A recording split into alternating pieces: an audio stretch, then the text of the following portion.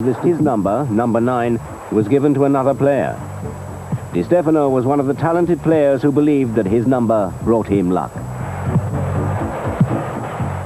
But there were other great players who wore the number 9 shirt who attributed no such powers to the wearing of a particular number.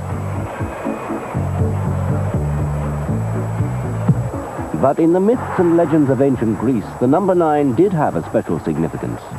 The goddesses of the arts were the 9 muses, daughters of Zeus, born from 9 nights of love. So, centuries before our game of football was founded, people believed in the magical power of certain numbers. The number 10 is closely linked to the image of Pelé as a genius, the greatest player ever, athlete of the century, the king of football. As are other numbers associated with the great players who wore them.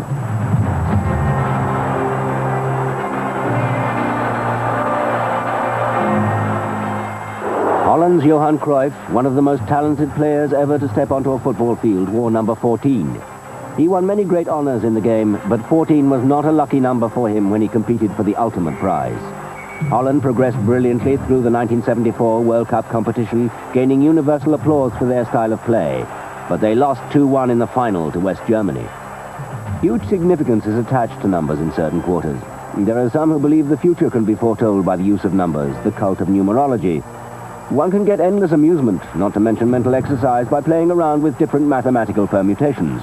For instance, 14 divided by 2 is 7, and two of the most famous names in World Cup history wore the number 7, Burruchaga and Garrincha. The Brazilian winger Garrincha was one of the greatest players ever to wear the number 7 shirt, but he did not attach undue significance to the number he wore.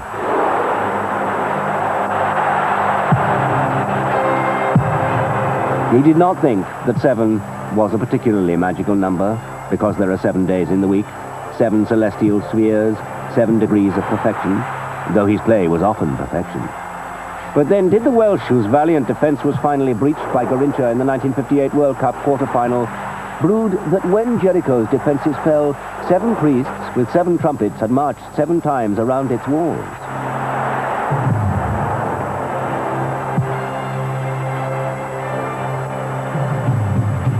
The other famous number 7 who played an influential role in a World Cup was Burruchaga of Argentina, who scored his side's winning goal in their 3-2 victory over West Germany in the 1986 final in Mexico.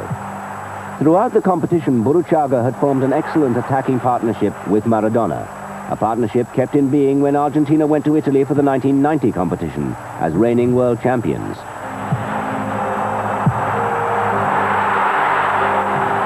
Perhaps the most famous player of all to wear number 7 was Stanley Matthews of England, the master of the dribble, who received a knighthood from the Queen for his services to football. But Brazil is the country which has consistently produced more great outside rights than any other. Like Julinho, who played for Brazil in the 1954 World Cup competition in Switzerland, and then played club football in Italy, where he became the idol of the Fiorentina fans.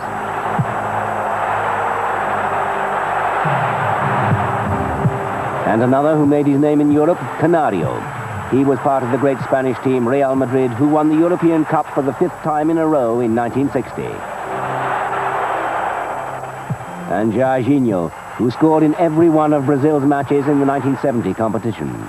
7 goals in all, including one in the final against Italy when Brazil won the World Cup for the 3rd time.